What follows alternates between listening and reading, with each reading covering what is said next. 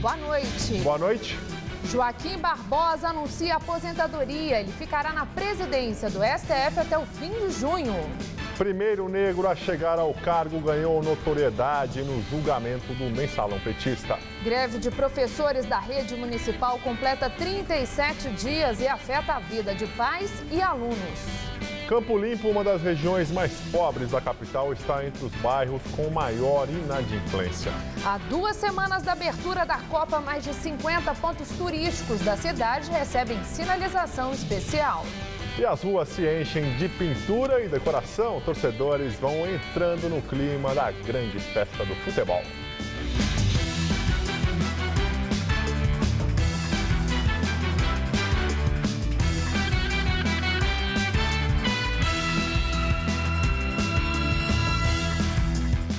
A greve de professores e funcionários da rede municipal de ensino está próxima de completar 40 dias.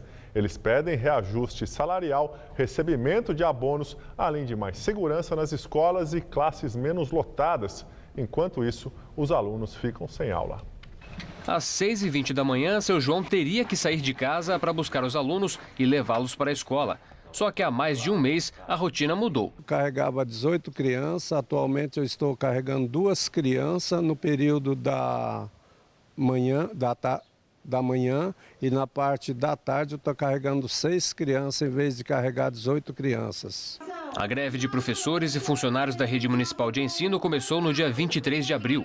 Os grevistas protestaram em frente à prefeitura na última terça-feira e decidiram manter a paralisação com novos atos nos próximos dias. Além do reajuste nos salários, eles pedem mais segurança e reclamam de salas de aula superlotadas. Para você alfabetizar uma criança hoje, no programa do Mais Educação, você enfrenta outra dificuldade, que você tem 35 alunos, né, dentro de uma sala de aula. Quando, na verdade, a demanda desse aluno deveria ser melhor para que o trabalho do professor pudesse refletir também. A paralisação é considerada pelo sindicato como a mais longa da história do setor. Os funcionários receberam uma proposta de aumento de 13,43%, que não teria sido aceita pela categoria. Meu neto vai e volta, vai e volta. Não tem aula? Não tem aula. E eu vou achar ruim o professor? Não acho. Não acho, porque hoje em dia no Brasil, ou você faz uma greve ou você não consegue nada. Caroline tem passado os últimos dias entre a escola e o trabalho na barraca da mãe. A gente tem que ir para a escola para saber se vai ter aula. Se não tiver aula, a gente tem que voltar para casa. Não devia ter greve, né? Por causa que aí como é que as crianças vão aprender alguma coisa, né? Não tem como. Segundo dados do Sindicato dos Profissionais em Educação, a greve atinge 40% das escolas da capital. A prefeitura diz que 57 das mais de 1.500 escolas estão totalmente paradas e que não há um balanço oficial sobre a quantidade de escolas com greve parcial. Nesta escola de educação infantil, ninguém quis gravar entrevista. Os 38 professores se dizem a favor da greve, mas todos continuam trabalhando normalmente, o que não se vê em outras escolas do bairro. Na EMEI Maria Quitéria, dos 24 professores, 12 estão em greve, segundo a Secretaria de Educação do município. Mais uma vez, ninguém da escola quis gravar entrevista. Entre as famílias, muita indignação. É o caso da Ana, que tem 2 filhas com aulas comprometidas. Uma está sem professor de matemática e a outra está sem um professor de geografia. Não acho que eles estão errados, eles estão lutando pelos direitos deles. Só que assim, quem acaba sendo prejudicado é os nossos filhos. A direção de ensino não respondeu quantos alunos estariam sendo prejudicados com a greve. Para poder trabalhar, Edilene deixa a filha com a mãe, mas nem sempre dá. Fica com a minha mãe, mas ela já é de idade, às vezes tem médico. Aí eu tenho que ficar faltando no serviço para poder ficar com ela. Segundo a Secretaria Municipal de Educação, assim que a greve terminar, as aulas serão repostas. Os alunos terão as 200 aulas previstas no calendário letivo. Já sobre a superlotação, a Prefeitura diz que não tem registro dessa reclamação por parte dos professores. Uma pesquisa feita pela Serasa Experian mostra que o Campo Limpo, uma das regiões mais pobres de São Paulo, está entre os bairros com maior índice de inadimplência, superior até à média da cidade. Por isso, a região foi escolhida para receber um trabalho voluntário que oferece orientação financeira aos moradores. Ariana é moradora do Campo Limpo, na zona sul de São Paulo, e não tem vergonha de admitir, está inadimplente. As dívidas que não conseguiu pagar começaram depois que ela decidiu sair da casa da mãe e foi morar de aluguel. O orçamento ficou comprometido. Porque com aluguel tem a água, tem a luz, tem outras necessidades como a TV paga, né, que a gente quer ter por conta de criança. Então, acabou complicando no meu orçamento porque entrou mais coisas. Dona Maria das Dores está no outro extremo, o das pessoas que tiveram prejuízo com a falta de pagamento dos clientes. Ela tinha uma loja de roupas na região e foram tantos os calotes que precisou fechar o comércio. Um prejuízo, segundo ela, de mais de R$50 mil. Uns falavam que era problema financeiro, outros era que o custo de vida estava muito caro, que na hora ele comprou por impulso e ele depois viu que não tinha como pagar. A inadimplência aqui é muito grande.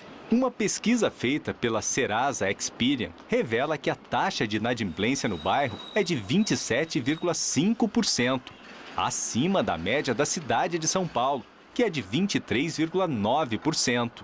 E este alto número de inadimplentes aqui na região pode estar relacionado a um fator preocupante. A pesquisa revela ainda que o Campo Limpo tem um dos maiores índices de desigualdade social e também de desemprego.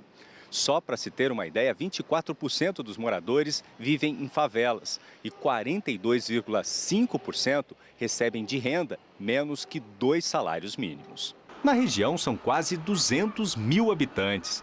O problema da inadimplência é tão grave por aqui que essa entidade sem fins lucrativos realiza periodicamente cursos de orientação financeira para os moradores. A gente faz um feedback durante, no mínimo, 3, 4 meses. Que tenha, através de carta, quem tem o seu e-mail, porque hoje todo mundo tem e-mail, né, se comunica. Então, tem respostas de como ele está administrando o recurso financeiro que ele tem. O próximo mutirão acontece neste sábado. A gente vai orientar como sair dessa situação, né? Infelizmente, essa situação é muito comum no nosso país. A gente tem recentemente uma pesquisa do IBGE que 70% da população, das famílias brasileiras, não sabem lidar com seu orçamento doméstico. Isso é um problema. Isso causa essa inadimplência e potencializa essa questão social. Presidente do Supremo Tribunal Federal, ministro Joaquim Barbosa, anuncia a aposentadoria. O anúncio oficial foi feito na sessão plenária de hoje à tarde. Ele disse que deixa os colegas em junho, antes do recesso. Requererei, portanto, o meu afastamento do serviço público após quase 41 anos. Tive a felicidade, a satisfação e a alegria de compor esta corte no que é talvez o seu momento mais fecundo, de maior criatividade e de importância no cenário político-institucional do nosso país. Sinto-me deveras honrado de ter feito parte deste colegiado e de ter convivido com diversas composições. Agradeço a todos. Meu muito obrigado. O ministro Marco Aurélio Mello lamentou a saída de Barbosa. Só posso desejar a Vossa Excelência que seja muito feliz no período posterior, né, à saída do Supremo e na área que venha escolher para a atuação. O Procurador-Geral da República também se manifestou. Ao ver do Ministério Público incorreta decisão de se ausentar de maneira antes do tempo desse honroso cargo, conta até então com o nosso aplauso, com o nosso elogio e sinta Vossa Excelência no dizer do Ministério Público Brasileiro o dever absoluta e totalmente cumprido. Mais cedo, Barbosa comunicou sua decisão à presidente Dilma Rousseff, ao presidente do Senado, Renan Calheiros, e ao presidente da Câmara dos Deputados, Henrique Alves. Nós ficamos tristes porque ele realmente é uma bela referência e a convivência que nós tivemos como representantes dos poderes foi uma convivência muito boa. Foi um mandato importante do ponto de vista do que o Supremo, a sua presidência discutiu, debateu, decidiu, polêmico, mas mas segundo a sua conduta muito responsável, muito amadurecida, ele fez questão de explicitar isso. Joaquim Barbosa preside o STF desde novembro de 2012 e tinha mandato até novembro deste ano. Com sua saída, o cargo será ocupado pelo ministro Ricardo Lewandowski, atual vice-presidente. A gestão de Joaquim Barbosa à frente do Supremo foi marcada por várias polêmicas. Joaquim Barbosa está no Supremo desde 2003, indicado pelo presidente Luiz Inácio Lula da Silva. É o primeiro ministro negro da corte. Nesses 11 anos, alguns episódios foram especialmente tensos. Bateu boca, por exemplo, com o ministro Gilmar Mendes, que era o presidente. E nem Vossa Excelência. Vossa Excelência me respeite. Vossa Excelência não tem condição alguma. Vossa Excelência está destruindo a justiça desse país. Vossa Excelência, quando se dirige a mim, Vossa Excelência não está falando com os seus capangas do Mato Grosso, ministro Gilmar. Ganhou notoriedade no julgamento do mensalão petista como relator e colecionou brigas em plenário com alguns colegas, principalmente com o revisor Ricardo Lewandowski. Numa delas, acusou Lewandowski de fazer chicana. No jargão jurídico, é uma manobra para atrapalhar ou atrasar o andamento de um processo. Estamos com pressa do quê? Nós queremos fazer justiça. Para fazer nosso trabalho. Como? Nós fazer nosso trabalho e não chicana, ministro. Vossa Excelência está dizendo que eu estou fazendo chicana? Eu peço que Vossa Excelência se retrate imediatamente. Não vou me retratar, ministro. Joaquim Barbosa deixa o STF aos 59 anos. Ele poderia ficar até os 70 anos, quando teria de se aposentar. Entre as especulações sobre sua saída, destaca-se a questão da saúde. Ele sofre de uma inflamação na coluna que o fez se licenciar várias vezes. Mas também são citadas suas divergências com a classe política e com entidades do meio jurídico. Filha e ex-mulher do ministro da Justiça, José Eduardo Cardoso, são atacadas por criminosos em São Paulo. Elas estavam em um carro no Morumbi. O episódio aconteceu na terça-feira. 4 criminosos teriam cercado o carro onde elas estavam, perto de um semáforo na entrada do túnel Presidente Jânio Quadros, por volta das 8h30 da noite. Os criminosos estariam fazendo um arrastão no local. Ao perceberem a ação criminosa, elas teriam arrancado com o carro. Daí os bandidos teriam ido para cima do automóvel onde estavam os policiais federais que acompanhavam as duas. Depois desistiram e fugiram. Não há informações se os policiais reagiram. Nenhum objeto foi levado das vítimas e não há relato de feridos. Comissão de Indígenas é recebida pelo ministro José Eduardo Cardoso em Brasília para apresentar reivindicações sobre demarcação de terras. À tarde, alguns índios chegaram a se acorrentar a um poste em frente ao Palácio da Justiça em protesto. Desde cedo, índios de várias etnias já protestavam nos arredores do Palácio da Justiça por mudanças nas regras de demarcação de terras. Segundo a PM, o ato reuniu pelo menos 300 pessoas e algumas empunhavam arcos e flechas. Os indígenas fecharam os 4 acessos à sede do Ministério da Justiça, tentaram invadir o prédio e interditaram parcialmente o eixo monumental, importante via da capital federal. Homens da Força Nacional e da Polícia Militar acompanharam o protesto. Alguns quilombolas, também interessados na demarcação de terras, se uniram à manifestação.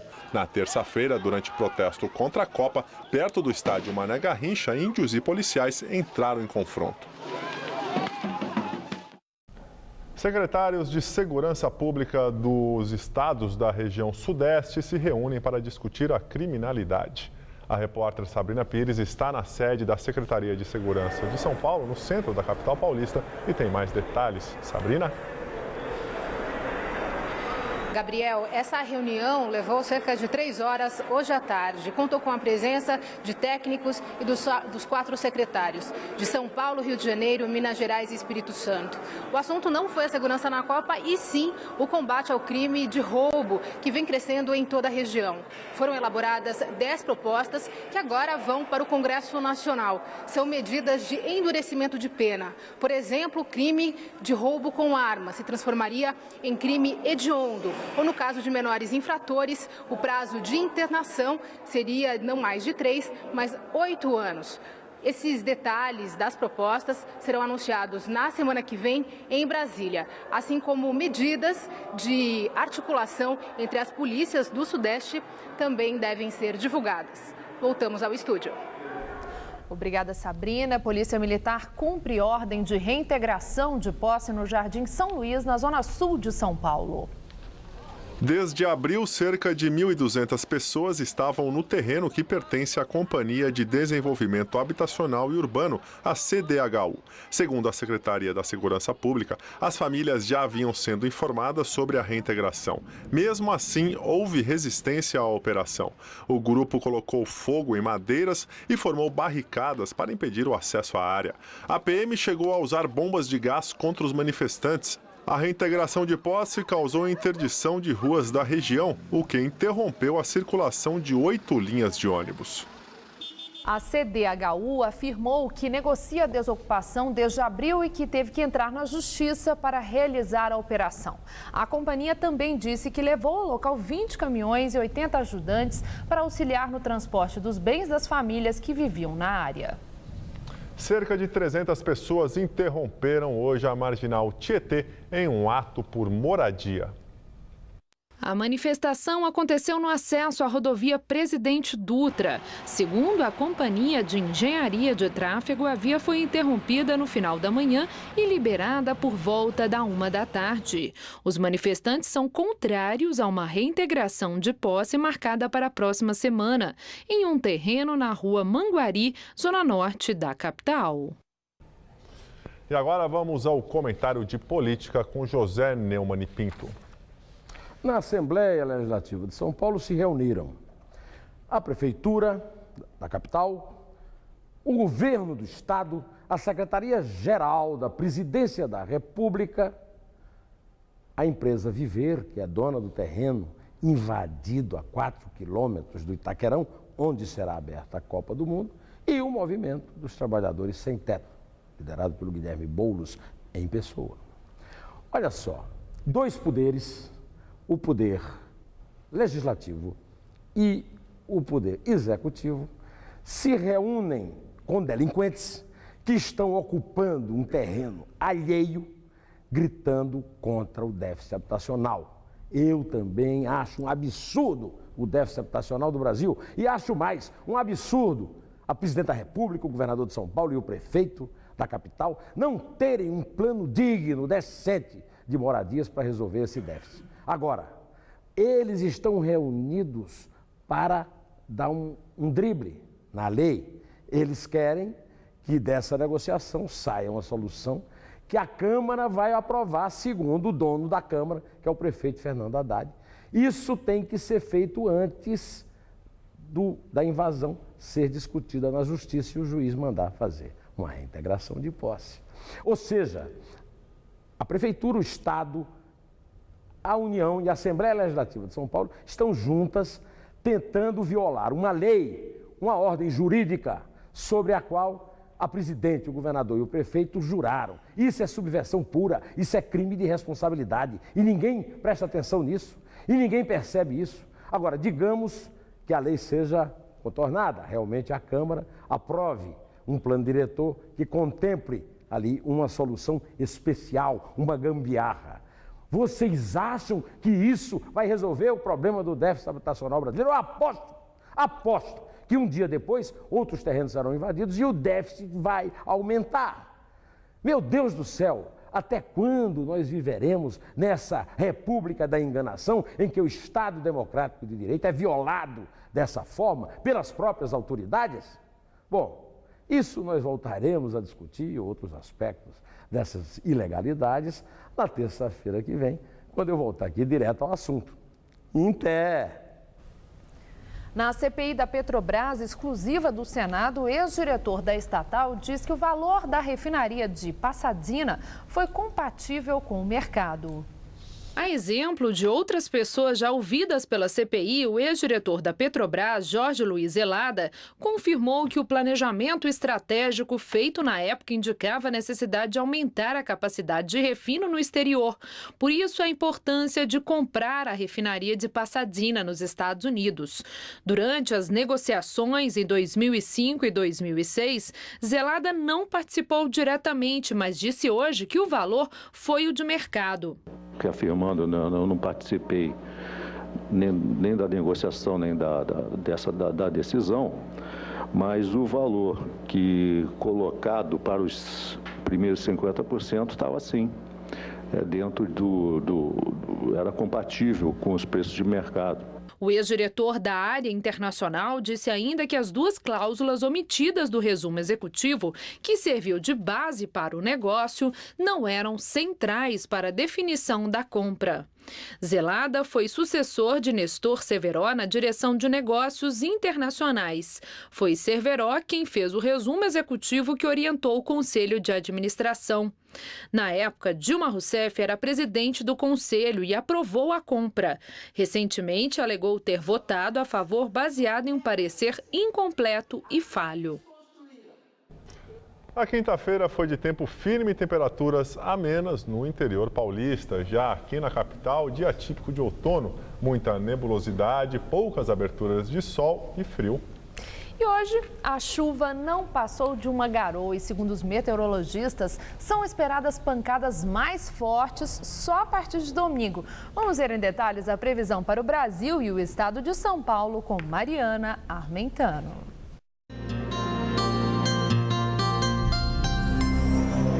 A onda de frio continua atuando em todo o centro-sul do país. O dia começa com apenas 9 graus em Porto Alegre e 10 graus em Curitiba. Durante a tarde, as temperaturas sobem um pouquinho, mas não chega a esquentar. Nesta sexta-feira, máxima de 22 graus em Florianópolis e de apenas 18 graus na capital paranaense. Calor mesmo só na metade norte do Brasil. 30 graus em Recife e 31 graus em Cuiabá. Há possibilidade de temporais amanhã entre o norte do Brasil e entre os estados do Maranhão, Piauí e Ceará. No sul do país também há previsão de chuvas. Já aqui em São Paulo, uma massa de ar seco ganha força. O frio da madrugada ainda favorece a formação de neblina nas primeiras horas da manhã, mas durante a tarde o sol predomina em todas as áreas e a temperatura entra em elevação. Máxima amanhã de 27 graus em Araçatuba e de 28 em Votuporanga. Na região de Franca, mínima de 13 e máxima de 23 graus. E o vento que ainda sopra do mar favorece a formação de nuvens no litoral paulista, mas não há previsão de chuva. Máxima amanhã de 22 graus em Caraguatatuba e também em Santos. A capital paulista amanhece com apenas 12 graus amanhã. Durante a tarde, a máxima não passa dos 21, mesmo com o tempo ensolarado. No sábado, esquenta um pouquinho, máxima de 24. E no domingo, voltam as condições de chuva e a máxima prevista é de 23 graus. Eu volto daqui a pouco no Jornal da Gazeta, edição das 10. Até lá! A CET está providenciando o cadastro de imóveis e empresas que ficam nos arredores da Arena Corinthians. Só veículos autorizados poderão circular por ruas interditadas nos dias de jogos. Carros sem identificação da Prefeitura não terão acesso às ruas bloqueadas. O prazo para retirar o adesivo se encerra neste sábado. Sebastião mora há 2 anos em Itaquera. Esta semana recebeu a visita de agentes da CET e o adesivo que vai permitir o trânsito até a casa dele nos dias de jogos. A autorização tem a placa do veículo e deve ser fixada no interior do vidro do carro, do lado do passageiro. Apesar do livre acesso, o morador diz que o trânsito e a bagunça são intensos durante as partidas. Fica caótico, porque é muito restringido o acesso a várias localidades e as áreas que são liberadas ficam evidentemente absolutamente tomadas de carros que vêm de todos os lados. No próximo domingo, como é que o senhor vai fazer? Optei por não sair de casa. Organizei meu domingo de modo que eu não tenha que sair de casa no domingo. A rua Manuel Ribas, onde ele mora, é um dos acessos que serão interditados durante os jogos da Arena Corinthians. A restrição já vale para o próximo domingo, dia do segundo jogo teste do estádio. Durante os dias de jogos, apenas os veículos com o adesivo da CET poderão circular por essas vias. Eles são válidos para moradores e comerciantes aqui da região. Lembrando que a autorização não dá acesso, por exemplo, às entradas do estacionamento do estádio, onde apenas veículos cadastrados pela FIFA poderão entrar. Os moradores e comerciantes das áreas bloqueadas das ruas Doutor Luiz Aires, Manuel Ribas e da Avenida do Contorno têm até o próximo sábado para providenciar o adesivo. Dos 130 veículos que a CET espera cadastrar, 107 já foram registrados e 90 autorizações emitidas. Quem ainda não registrou o carro pode solicitar o adesivo pelo atendimento 24 horas da CET no telefone 1188.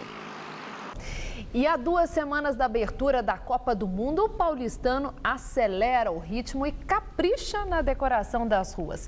Aos poucos, os torcedores vão entrando no clima da grande festa do futebol. Na rua Arte do Sol, todo mundo tem um quê de artista, pelo menos na Copa. Nessas horas, todo mundo reunido, todo mundo pinta e faz arte, adora. A Jéssica, o Alexandre, o Lúcio, esse pessoal de Itaquera, vizinho ao estádio de abertura do Mundial, colocou a mão na massa, ou melhor, na tinta. No começo, eles não estavam muito animados, não. Essa Copa tá meio desanimado mesmo. Eu acho que por causa dos protestos aí. Mas graças a Maria, que mora aqui há 30 anos e sempre enfeitou a rua com bandeirinhas e desenhos, a animação começou. Ela passou de porta em porta, arrecadou dinheiro e chamou colaboradores para o trabalho. Em torno de R$250. E tem promessa ainda de que vão me trazer dinheiro no decorrer da semana. O empenho é tanto para deixar tudo bonito que a Maria foi buscar o Paulinho, o responsável por fazer os desenhos inspirados no álbum da Copa. Só que ele mora em outro endereço. Da próxima rua. E na sua rua tem desenho? Por enquanto não. Mas vai ter. A gente pretende fazer. O fato é que por aqui os moradores dizem que há muitos motivos para celebrar a Copa do Mundo. A gente tem que entrar no clima mesmo, porque após 50 anos a Copa voltou para o Brasil de novo. E algumas coisas para Itaquera melhorou, para os cidadãos, moradores aqui de Itaquera melhorou muito. Aqui em Itaquera não precisa nem entrar nas ruas do bairro para curtir esse clima gostoso dos desenhos de futebol, desenhos da Copa. Quem for até o Itaquerão vai encontrar 4 quilômetros de muitos desenhos neste muro. 500 artistas de todo o país concorreram para conseguir um espaço aqui, deixar a sua marca. Por exemplo, o Cauã, que veio de Porto Alegre, lá do Rio Grande do Sul. Tem o meu trabalho visível aqui na cidade, ainda mais nesse momento da Copa, que vai ter gente de tudo que é lugar do mundo. Para mim é muito gratificante. Entre os temas futebol, torcida ou São Paulo, 70 artistas foram selecionados e muitos ainda estão trabalhando. O prazo para terminar é 10 de junho, 2 dias antes da abertura do Mundial na Arena Corinthians. Os grafites já prontos recebem uma camada de verniz anti-pichação. E a onda colorida, cheia de graça, começa a se espalhar também por outros bairros da capital.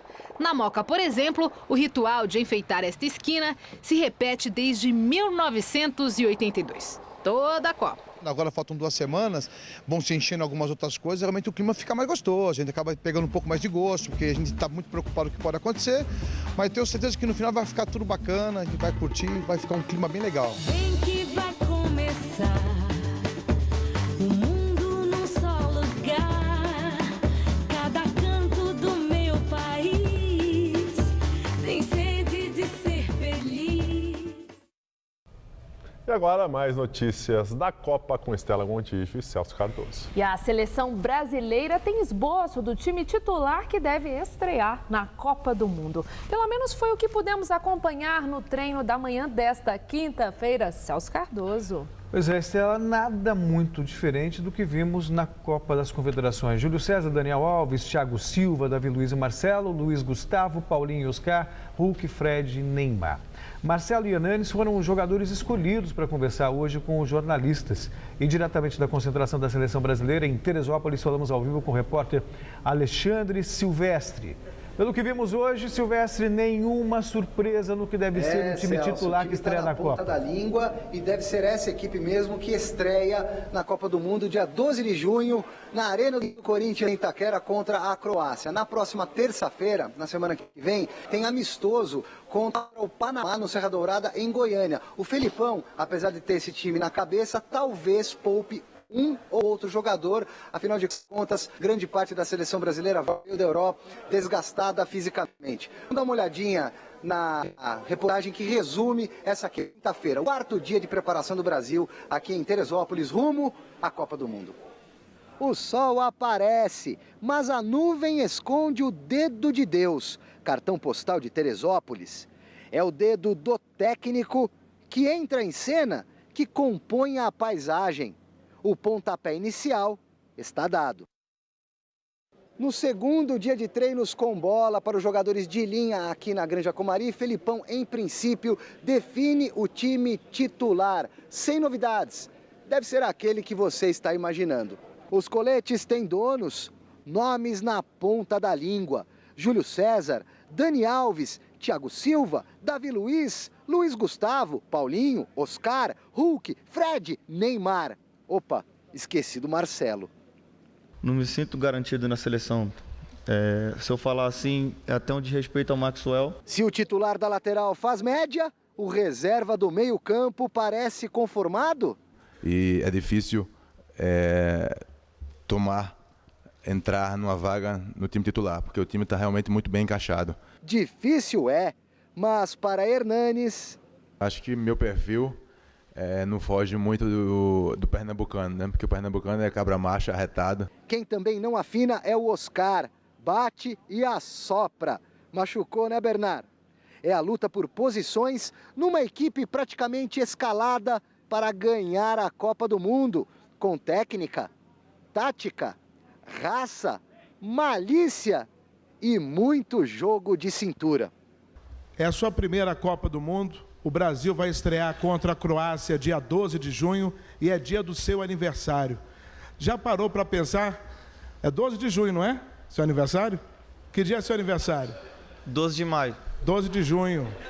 Pô, tu quer ser mais que eu? Tá de sacanagem. Pô, a gente tá brincando, velho. Nem lembro a pergunta, velho. Deu ruim lá, hein, velho. Qual era a pergunta? Desculpa. Bom, o clima, pelo menos, já deu pra ver que tá de descontração, tá se tranquilo. ele que agora... é o jogador não sabe o dia do aniversário dele... Querendo afirmar, não, é 12 de junho seu é. aniversário. Mas a gente vê que a seleção tá tranquila por enquanto e também no time não tinha muito o que mudar, né, Celso? Não tem o que mudar. O time é esse, a defesa está bem com isso, não tem razão para mudar. Talvez uma peça que o Filipão possa mudar, opção tática, talvez colocar o Ramires no lugar do Oscar, você perde um pouquinho na criação, mas ganha também na marcação, e são jogadores que sabem sair jogando no meio-campo. Paulinho, Luiz Gustavo, o próprio Ramires. Quer dizer, só mesmo alguma questão de contusão, alguma lesão nos amistosos, na preparação para a Copa, ou mesmo alguma mudança tática. Mas esse deve ser realmente o time que começa a Copa do Mundo contra a Croácia. E agora, Celso, a cobiçada taça destinada aos campeões do mundo já está aqui em São Paulo, né? Ela percorreu o mundo e agora chega na cidade que vai abrigar a abertura da Copa do Mundo. Uma corrida que envolve 32 seleções a partir do dia 12 de junho. Correu mais de 150 mil quilômetros, passou por 89 países e no Brasil visitou 26 capitais. Ufa! Nesta quinta-feira foi a vez da cidade de São Paulo receber o Tour da Taça, antes do cobiçado objeto de desejo das 32 seleções aparecer na Arena Corinthians, no dia 12 de junho. Pouco mais de 6 quilos, ouro maciço de 18 quilates. Privilégio, porém, de segurar essa taça cabe apenas a chefes de Estado e ex-campeões mundiais. Roberto Rivelino, a patada atômica da Copa de 70, sentiu essa emoção. Mesmo que essa não seja aquela de 70, mas a emoção é a mesma, o prazer é o mesmo, é o sonho realizado da minha vida, é um sonho de você poder abraçar, beijar uma taça que são poucos jogadores no universo de jogadores que têm esse privilégio de ser campeões do mundo. Então eu tenho esse privilégio, para mim, ainda mais da minha terra, onde eu nasci, onde eu me criei. Fazer tudo isso, a emoção é muito grande. Mais de 40 anos depois, Rivelino projeta o Brasil entre os favoritos. Não vou falar que hoje é a melhor seleção, nós temos seleções superiores ao Brasil. Mas é todo momento, é um dos favoritos. Principalmente eu acho que o Brasil conseguir ter aquele elo de ligação que teve na Copa das Confederações, jogando em campo, mostrando seu futebol com o torcedor, acho que é um passo grande para a gente seguir e conquistar novamente a Copa do Mundo. Ao todo, serão 4 dias de visitação. O público, porém, só poderá observar a taça. E aos poucos, a cidade começa a viver o clima de Copa do Mundo. Brasil! Brasil! Brasil! Brasil! Brasil! E já pelo Campeonato Brasileiro, o Cruzeiro perdeu do Corinthians, mas segue líder. A diferença, que era de 4 pontos, caiu para apenas 1. O time paulista, com a vitória de ontem no Canindé, assumiu a 3ª posição. O único gol da partida realizada no estádio do Canindé saiu dos pés do peruano Paulo Guerreiro. A bola desviou no zagueiro e enganou o goleiro Fábio. Final Corinthians 1, Cruzeiro 0. O Palmeiras sofreu a 2ª derrota seguida neste Brasileirão. 2-0 para o Botafogo. Gols do argentino Bolatti e do paraguaio Sebadios. O São Paulo teve sérios problemas com o Atlético Paranaense, que saiu na frente em Uberlândia com um Badi. Rogério Ceni de pênalti deixou tudo igual, 1-1. No contra-ataque, Natanael cruzou e Cléo pegou de primeira para deixar o Atlético de novo na frente. Mas no último minuto do jogo, já nos acréscimos, Luiz Fabiano empatou. Final 2-2. No Heriberto Rilse, Paulo Baier bateu o escanteio e Fábio Ferreira fez o gol da vitória do Criciúma sobre o Curitiba, 1-0. Em Caxias do Sul, Wellington Paulista foi o nome do jogo. Ele marcou 2 gols, 1 em cada tempo, e garantiu os 3 pontos ao Internacional na vitória sobre a Chapecoense. O time gaúcho está em 4º na tabela, já a equipe de Chapecó em último lugar com apenas 3 pontos. Jogando em Ipatinga, o Atlético Mineiro conseguiu um bom resultado diante do Fluminense. Dátulo aos 7 minutos do segundo tempo e Diego Tardelli aos 19 marcaram os gols do time de BH. 2-0 Atlético, placar final. Agora às 7h30 jogam Flamengo e Figueirense e às 9h Bahia e Santos. Muito obrigada, Celso. Uma boa noite para você. E é com você, Gabriel. No Paquistão, o primeiro-ministro ordena ação imediata após a morte de mulher grávida. O premier Nawaz Sharif pediu a seu irmão, chefe de governo da província de Punjab, que tome medidas sérias após o crime. Uma declaração como essa é pouco comum nesse tipo de tema no Paquistão. Na terça-feira, Farzana Parveen, de 25 anos, foi apedrejada por 30 membros de sua família na entrada de um tribunal. A jovem, que estava grávida de 3 meses, ia testemunhar contra a família e declarar que havia escolhido se casar com o homem que amava. Hoje, paquistaneses tomaram as ruas da capital do país, Islamabad, para condenar o crime e homenagear a vítima. E agora vamos ao comentário de política internacional com João Batista Natali. Vamos falar do Paquistão. Na terça-feira aconteceu naquele país um crime pavoroso contra os direitos humanos. Uma mulher de 25 anos foi apedrejada em público até a morte pelo pai dela e pelos irmãos. O assassinato aconteceu porque Farzana Parveen não quis se casar com um homem escolhido pela família. Casou-se com outro por quem ela tinha todo o direito de se sentir atraída. Ela estava grávida de 3 meses. O apedrejamento não aconteceu num vilarejo, no meio do deserto ou escondido no mato. Aconteceu diante do Fórum Principal de Lahore. É a 2ª cidade do Paquistão, com mais de 7 milhões de habitantes. Hoje de manhã, o primeiro-ministro Nawaz Sharif pediu a abertura de um inquérito e exigiu providências. Ele qualificou o massacre da mulher como totalmente inaceitável. Os detalhes do episódio são repugnantes. Um grupo de policiais assistiu passivamente ao apedrejamento e não socorreu a coitada da vítima porque achava que era um assunto familiar. Parece ter sido também essa a posição da imprensa local, que noticiou o caso com pouco destaque. A Comissão Paquistanesa de Direitos Humanos diz que no ano passado, mais de 850 mulheres foram mortas nesses chamados assassinatos de honra. As vítimas são, sobretudo, adolescentes que perderam a virgindade ou mulheres suspeitas de adultério. O Paquistão é um país muçulmano, mas não me venham dizer que essa barbaridade é cometida por motivos religiosos. Não é. O que existe são costumes tribais praticados há muitos séculos e que a lei local não consegue ou não quer eliminar. O Paquistão é um estado que tem a pretensão de ser mais ou menos moderno. O corpo da jovem Farzana estava com os ossos quebrados e o crânio estava afundado por uma tijolada. Ela não teve o direito de escolher um homem, não teve o direito de escolher alguém para entregar o corpo dela. É assim que o mundo gira. Boa noite. Um dado alarmante. Pesquisa feita pela Universidade de Washington, nos Estados Unidos, mostra que 1/3 da população mundial está acima do peso. Segundo a pesquisa, mais de 2 bilhões de pessoas no mundo todo estão acima do peso. A população dos Estados Unidos lidera a lista. Em seguida vem China, Índia, Rússia e Brasil. Nenhum dos 188 países pesquisados teve redução no número de obesos nas últimas 3 décadas.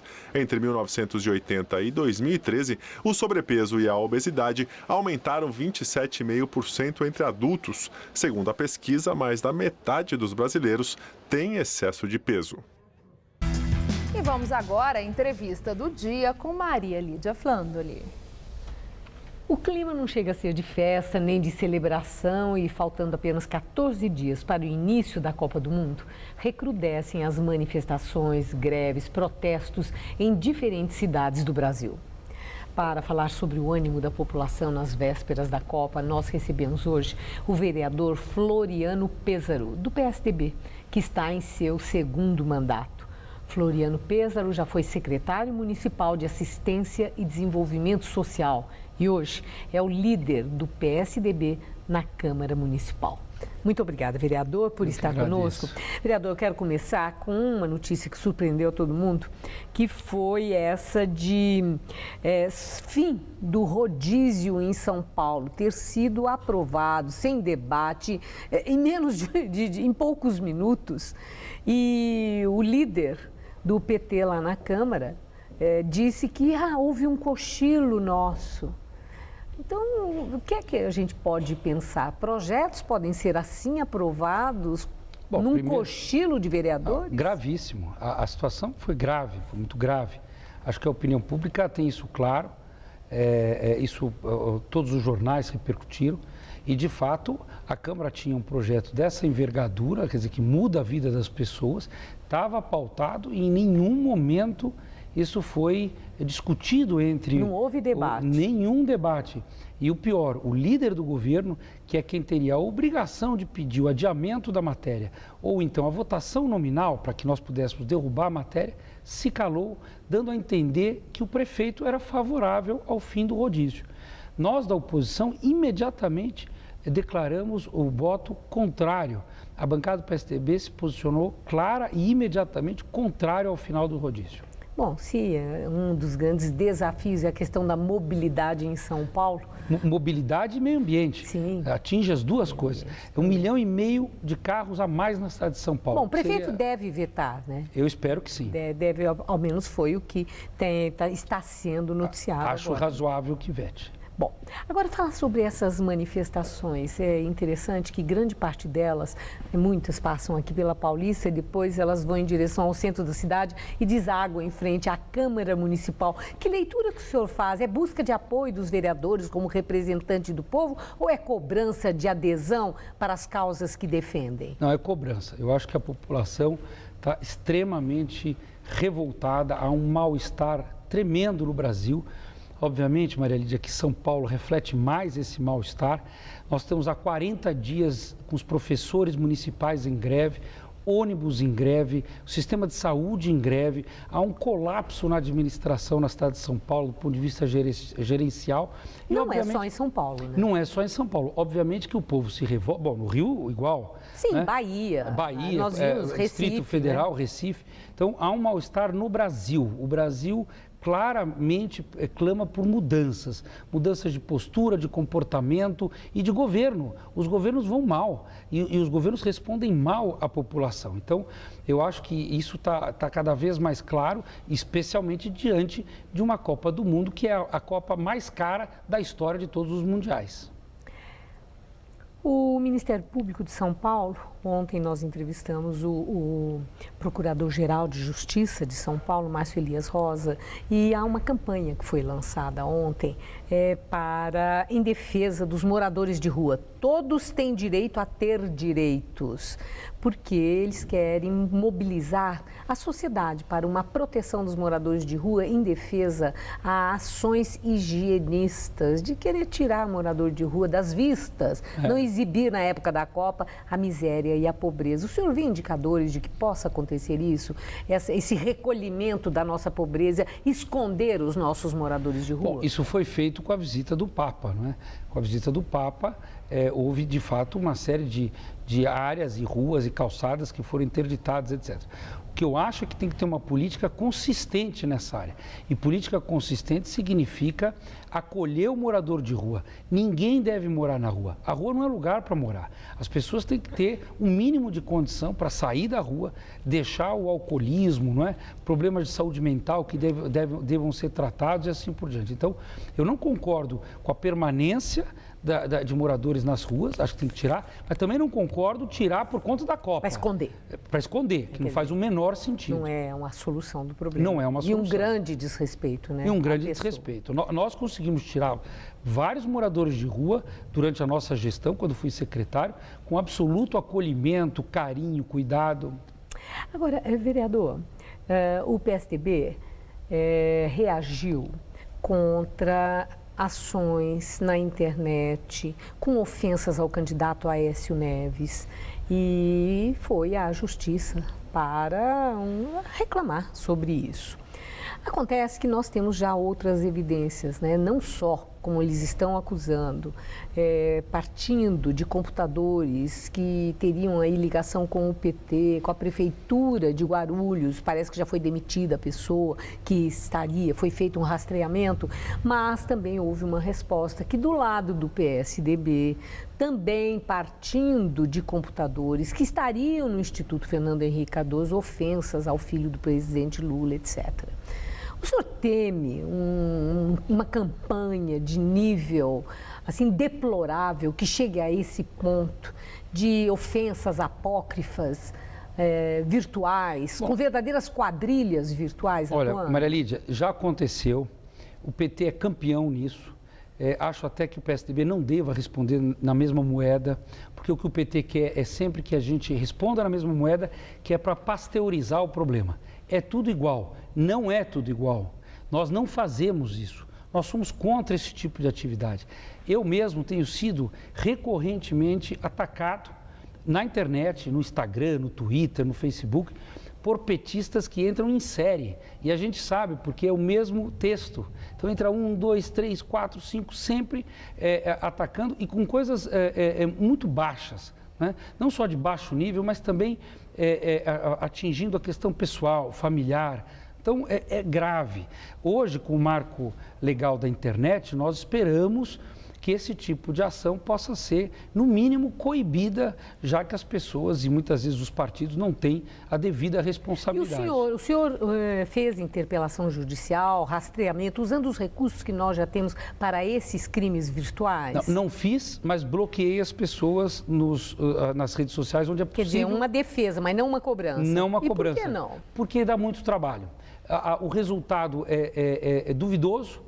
Né? Você tem que provar, você tem que ir atrás, você tem que acionar a polícia para conseguir o IP do computador. Então eu preferi bloquear e ignorar solenemente. Mas no caso do candidato Aécio, é muito mais grave, porque os ataques são ataques pessoais, ofensas, e são do Brasil inteiro. E são simultâneos, são robozinhos que fazem isso. Né? E tudo isso ligado muitas vezes ao Partido dos Trabalhadores, e nós sabemos disso já. Bom, agora sobre o PSDB em São Paulo, a crise da água traz muita preocupação, não apenas para o governo, mas para a própria população. Cada vez que divulgam o nível da água lá do reservatório de Cantareira, é algo assim que dá um medão.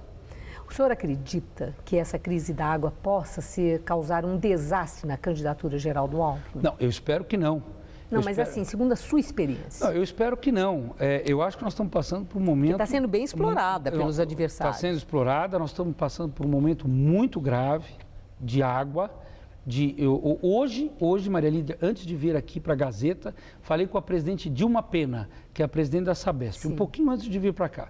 Ela me disse, Floriano, de novo, em maio choveu 11% do que deveria chover. Eu estou preocupada e nós vamos continuar fazendo o que ela chamou de quase milagre, que é extrair água do volume morto das represas para tentar suprir. Mas precisa chover. Se não chover, nós realmente vamos ter uma crise mais grave. O senhor continua vereador ou sai candidato esse ano? Vou sair candidato, vou disputar a eleição, se Deus quiser, a deputado federal. Federal? Vamos lá, porque é para poder marcar uma posição mais clara em Brasília e mais aguerrida. Muito obrigada por sua entrevista. Uma boa noite. Muito obrigado. Gabriel. Em entrevista, Edward Snowden revela não ter nenhum relacionamento com o governo russo.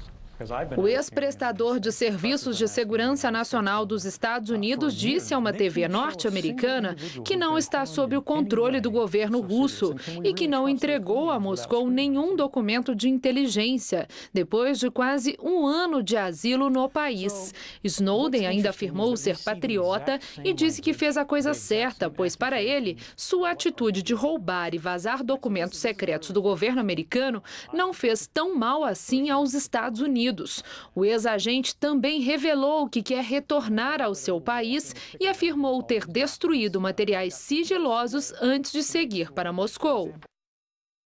No Egito, resultados parciais das eleições dão vitória esmagadora à ex-comandante do Exército. Segundo uma TV estatal egípcia, o marechal Abdel Fattah al-Sisi venceu a eleição presidencial com 96,2% dos votos. O único adversário de al-Sisi, o líder de esquerda, Hamdem Sabahi, obteve 3,8% dos votos.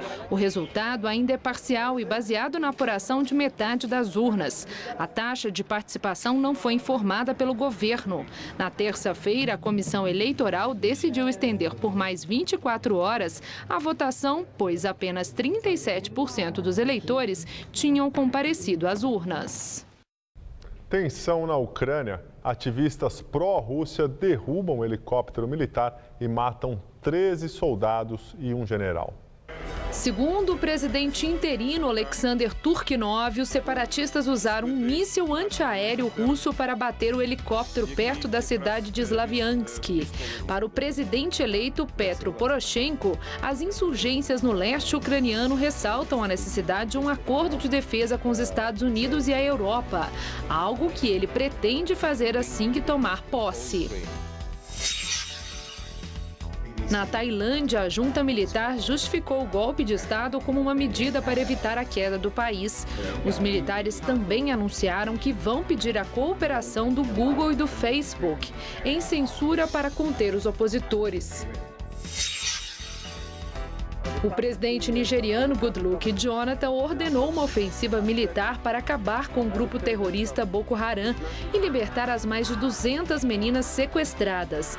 Hoje, 4 delas voltaram para casa, mas não há informações se elas escaparam do cativeiro ou se foram libertadas.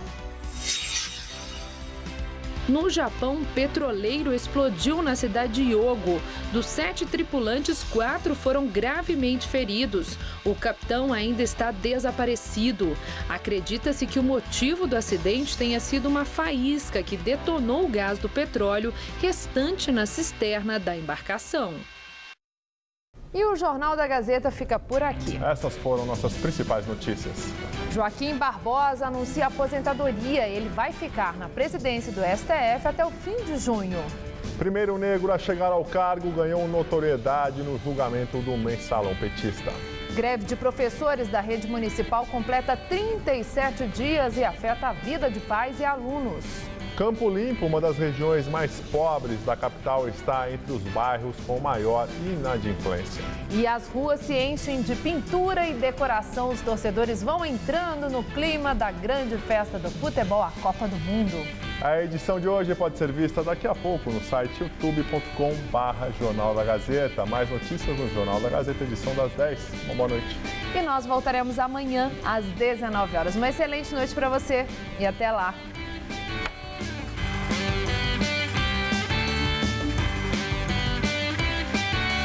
Hoje, 10h30 da noite, no Todo Seu, tem a alta gastronomia do chefe Alexandre Afonso.